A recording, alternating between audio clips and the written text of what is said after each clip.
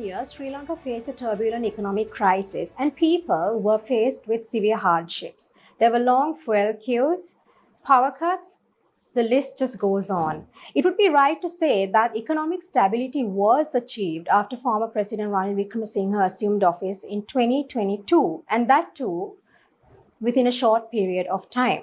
Now, the IMF and economists from the World Bank and other experts have said that the path taken was a path of recovery. So, I will today be in conversation with former President Ranil Wickremesinghe, and we will discuss about the path taken so far and the path ahead. Welcome. Thank you for being a part of this conversation. So my first question would be on the economy. In the first 3 quarters of 2024, there was an economic growth of 5.2% and the real GDP grew by 5% that year. Now, these are positive developments, but the IMF says that the economy remains vulnerable and that the reform momentum should be sustained. Do you think that the economic trajectory is being sustained by the current government? The economy is still vulnerable. What I did was the economy was in a free fall. So we stopped that and there's stability at that stage. But then there has to be recovery. It has to go from there, as I mentioned once, till we come to a position where we are able to repay our debts in 2028. That year will not change. It's like, the patient was dying. They were on machines, so we just removed the tubes and the patient has gone to the ICU, but he is not out of danger in any way. Now, we must have a recovery program. What is the present government doing? I do not know because they are not very clear as to what their policies are. And some of the policies seem to have discouraged investors, especially in the renewable energy sector. You did talk about having to pay a lot of debt in 2028. And it's important that not only do we remain stable after that, but that the economy grows. Do you think we have the necessary framework to grow the economy afterwards? The Economic Transformation Act creates the framework for the economy to grow. Because not only have we got to repay those debts, remember we are also taking loans and we have the deficit, a foreign exchange deficit. So those loans will also have to be paid. You have to transform the economy to being an export-oriented economy. All right, let's focus on some of the foreign investments, projects and developments during your tenure. What are these projects and developments that significantly impacted Sri Lanka? It was only in 2024 that people were watching and had some confidence in Sri Lanka. But we had the power projects. I think those together, that includes Adani, the other power projects would have come to about $3 billion or a little bit more. Then there were other tourist projects. So altogether, we had about $4 billion of projects on the pipeline for this year. And with regards to the Adani project, so the current president says that they would only proceed with the Adani Group agreement if it's based on terms favorable to the government. Do you think they would carry forward the agreement? That won't happen because the Haley's agreement and this agreement, the backgrounds are different. Nowhere have we in the last few years given the same rate for all these big investors who are taking in projects. Early it was small ones. In the case of Haley's, like the other 50 megawatts and other smaller ones, land is provided, the feasibility studies are done, the bird migratory studies are done, infrastructure is there to the last mile. So it's only installing the machinery, putting up the buildings. In this case, you have to buy the land. You have to also basically do all the surveys. Then the cost of money. You take a large amount of funds. Interest rates and others are high because they think Sri Lanka's risk factors are too high. So the differences are there in each case. There are other issues to be taken in mind. You will never have that. What's happening is you're turning down nearly about 800 or 900 million worth of investments. That's why we want the investments and also to get a name as a country which is going to renewable energy. Remember, when you turned down Adani, The other Indian companies won't come in. All right. And I think now, if we are to focus on this, by the fourth quarter of last year, the CEB made a 3 billion rupees operating loss despite profits recorded in the first 3 quarters of that year. What sort of implications would this have for Sri Lanka? No, what you have to do is to ensure you adhere to the agreement, the extended fund facility agreement with the IMF. I can't go into the details, but you can't make a loss in the CB. Let's talk about the reforms introduced during your tenure, which helps with greater transparency and accountability. I believe there were over 75 laws and amendments to laws which were enacted between 2022 to 2024. We brought a lot of laws in. Number, I haven't counted that, but certainly well in over the 50s. Then we've also, the major piece of legislation like the Economic Transformation Act, Public Finance Act, Public Debt Act, also the Central Bank Act. On the side of, we also took action on corruption.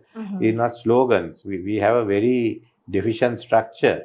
When people say Horu Allano, with this you can't do any Horu Allano. Because I got the IMF to do a governance diagnostic survey. It showed basic problems. I mean, for instance, only a lot of the bribery commission staff are seconded. You don't have a permanent law. Our laws were backwards. It's all there in the governance diagnostic report, which is in the IMF websites. We started implementing it.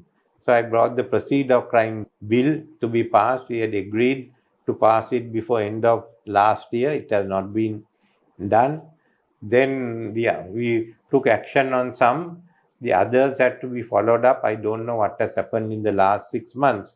But these are all the reforms that we brought in. And when I mean, you just mentioned about Horu Allana. So there's been a lot of talk about recovery of stolen assets. Do you think there are sufficient laws to recover stolen assets, or should new laws be enacted? Yes, because we didn't have laws, that we had the Proceed of Crimes Act brought in, the new one. So let's talk about geopolitics a bit. How can Sri Lanka foster better relationships with India going forward? If you keep throwing out Indian investors, how can you have better relations with India? You can't take an antagonistic stand and then say you want to have better relations.